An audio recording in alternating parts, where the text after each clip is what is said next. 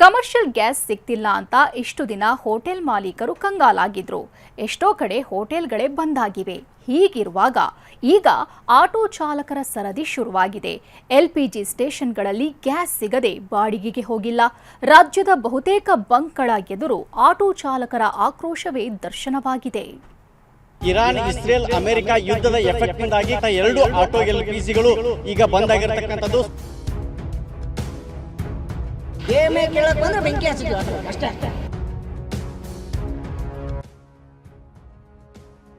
ನಾವು ನೇಣು ಹಾಕೊಳ್ಳುವಂತ ಪರಿಸ್ಥಿತಿಗೆ ಬಂದಿದೆ ಸರ್. ನಾವೀಗ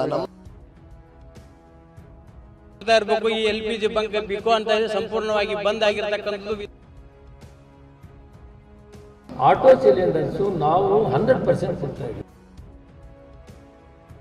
ಆಕ್ರೋಶದ ಕಟ್ಟೆಯೊಡೆದಿದೆ. ಧಿಕ್ಕಾರದ ಘೋಷಣೆ ಮೊಳಗ್ತಿದೆ. ನಿತ್ಯ ಆಟೋಗಳಿಂದ ಗಿಜಿಗುಡ್ತಾ ಇದ್ದ ಗ್ಯಾಸ್ ಸ್ಟೇಷನ್ಗಳು ಭಣ ಭಣ ಅಂತಿವೆ. ನೋ ಸ್ಟಾಕ್ ಬೋರ್ಡ್ಗಳು ಚಾಲಕರ ಬದುಕಿನ ಬಂಡಿಗೆ ಬೆಂಕಿ ಇಟ್ಟಿವೆ.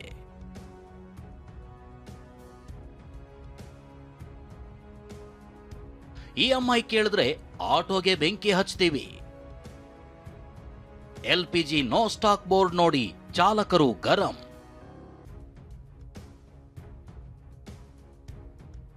ಕಮರ್ಷಿಯಲ್ ಸಿಲಿಂಡರ್ ಹೋಟೆಲ್ ಮಾಲೀಕರಿಗೆ ಒಂದ್ ರೀತಿ ಹೊಡೆತ ಕೊಟ್ಟಿದ್ರೆ, LPG ಗ್ಯಾಸ್ ಸಿಲಿಂಡರ್ ಕೊರತೆ ಆಟೋ ಚಾಲಕರ ನಿದ್ರೆಗೆಡಿಸಿದೆ. ಕೊಪ್ಪಳ ನಗರದಲ್ಲಿ 2 LPG ಗ್ಯಾಸ್ ಸ್ಟೇಷನ್ಗಳು ಬಂದಾಗಿವೆ. ಸಿಬ್ಬಂದಿ ನೋ ಸ್ಟಾಕ್ ಅಂತ ಬೋರ್ಡ್ ಹಾಕಿದ್ದಾರೆ. ಇರಾನ್, ಇಸ್ರೇಲ್, ಅಮೆರಿಕ ಯುದ್ಧದ ಎಫೆಕ್ಟ್ನಿಂದಾಗಿ ಕೊಪ್ಪಳ ನಗರದಲ್ಲಿರ್ತಕ್ಕಂಥ 2 ಆಟೋ LPGಗಳು ಈಗ ಬಂದಾಗಿರ್ತಕ್ಕಂಥದ್ದು. ಸದ್ಯ ನಾನೀಗ ಕೊಪ್ಪಳದ ಹೊಸಪೇಟೆ ರಸ್ತೆಯಲ್ಲಿರ್ತಕ್ಕಂಥ ಗೋ ಗ್ಯಾಸ್ ಆಟೋ LPG ಬಂಕ್ನಲ್ಲಿರ್ತಕ್ಕಂಥದ್ದು. ನೀವು ದೃಶ್ಯಗಳು ನೋಡ್ತಿರ್ಬೋದು. ಇಲ್ಲಿ ಈಗಾಗಲೇ ಗೋ ಗ್ಯಾಸ್ ನೋ ಸ್ಟಾಕ್ ಅಂತ ಬೋರ್ಡನ್ನು ಹಾಕಿರ್ತಕ್ಕಂಥದ್ದು.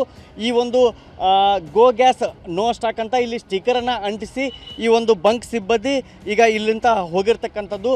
ಆಟೋ ಚಾಲಕರೊಬ್ಬರು ಮಾತನಾಡಿ, ನಾವು ಈ ಬಾರಿ EMI ಕಟ್ಟಲ್ಲ, ಕೇಳೋಕ್ ಬಂದ್ರೆ ಆಟೋಗಳಿಗೆ ಬೆಂಕಿ ಹಚ್ತೀವಿ ಅಂತ ಆಕ್ರೋಶ ವ್ಯಕ್ತಪಡಿಸಿದ್ರು. EMI ಕೇಳಕ್ ಬಂದ್ರೆ ಬೆಂಕಿ ಹಚ್ತೀವಿ ಆಟೋಗೆ ಅಷ್ಟೇ. ಅದಕ್ಕಿಂತ ಮಿಕ್ಕಿ ಹೇಳ್ಕೊಂಡು ಹೋಗ್ತೀನಿ ಅಂದ್ರೆ ಬೆಂಕಿ ಹಚ್ತೀವಿ. ಯಾಕಂದ್ರೆ ಇಷ್ಟು ದಿನ ದುಡ್ದು ಆಟೋ ನಾವು ಮಾತ್ರ ಬಿಟ್ಕೊಡಲ್ಲ. ಇಲ್ಲ ತರಿಸ್ಬೇಕು ಸಿಲಿಂಡರ್ ಗ್ಯಾಸ್ ಮಾತ್ರ ಕೊಪ್ಪಳ ತರಿಸ್ಬೇಕು. ಮಿನಿಮಮ್ ನಾಳೆ ಅನ್ನೋದ್ರಾಗ ಮಿನಿಮಮ್ ಕೊಪ್ಪಳಕ್ಕೆ ಸಿಲಿಂಡರ್ ಬರಬೇಕು. ನಮಗೆ ನೇಣು ಹಾಕೊಳ್ಳೋ ಪರಿಸ್ಥಿತಿ ಬಂದಿದೆ. ಕಾರವಾರದಲ್ಲೂ ಇದೇ ನೋವಿನ ಕತೆ.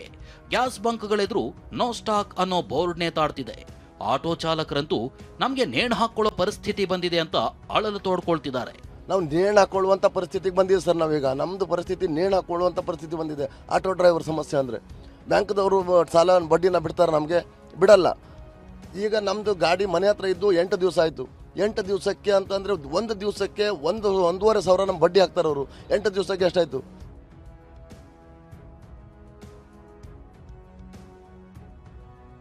ಕಿಲೋಮೀಟರ್ ಗಟ್ಲೆ ಕ್ಯೂ, ರೇಟ್ ಕಾರ್ಡ್ಗೆ ಕೆಂಡ. ಹುಬ್ಬಳ್ಳಿಯಲ್ಲಿ ಆಟೋ ಚಾಲಕರು ಗ್ಯಾಸ್ಗಾಗಿ ಕಿಲೋಮೀಟರ್ ಗಟ್ಲೆ ಕ್ಯೂ ನಿಂತಿದ್ರು. ದರ ವಿಚಾರವಾಗಿ ಸಿಬ್ಬಂದಿ ಕಳ್ಳಾಟವಾಡ್ತಿರೋ ಬಗ್ಗೆ ಆರೋಪ ಕೇಳಿ ಬಂದಿದ್ದೇ ತಡ ಬಂಕ್ಗೆ ನುಗ್ಗಿದ ಸಾರ್ವಜನಿಕರು ಸಿಬ್ಬಂದಿಗೆ ತರಾಟೆಗೆ ತೆಗೆದುಕೊಂಡ್ರು. ಇಂಚಿಂಚು ಮಾಹಿತಿ ಪಡೆದು ಆಹಾರ ಸಚಿವರ ವಿರುದ್ಧ ಧಿಕ್ಕಾರ ಕೂಗಿದ್ರು.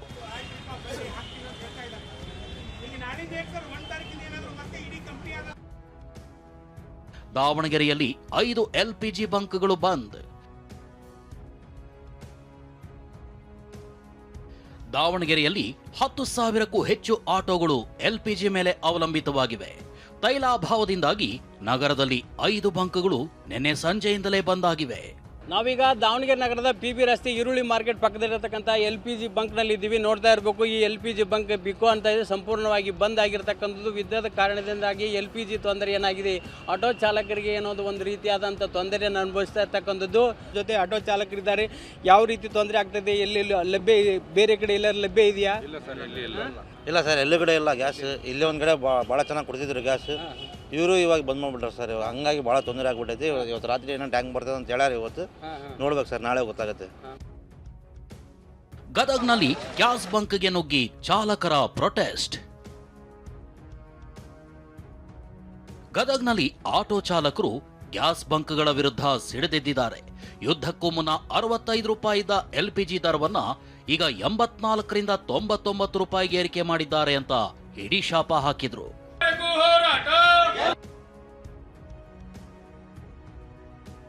ರೀಫಿಲ್ಲಿಂಗ್ ಆಗಿ ಕಾದು ಕಾದು ಸುಸ್ತಾದ ಲಾರಿ ಚಾಲಕರು.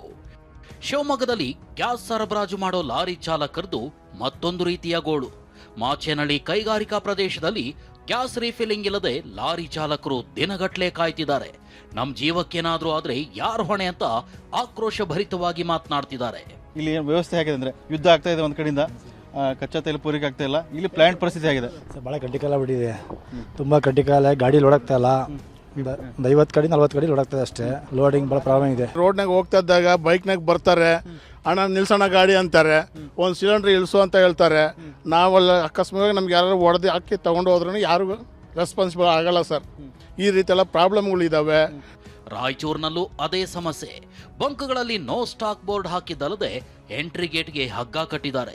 ಕೋಲಾರದಲ್ಲಿ ಬಂಕ್ ಮುಂದೆ ಸುಮಾರು 300ಕ್ಕೂ ಹೆಚ್ಚು ಆಟೋಗಳು ಕ್ಯೂ ನಿಂತಿದ್ದು, ಒಂದು ಆಟೋಗೆ 200 ರೂಪಾಯಿ ಗ್ಯಾಸ್ ಮಾತ್ರ ಹಾಕ್ತಿದ್ದಾರೆ.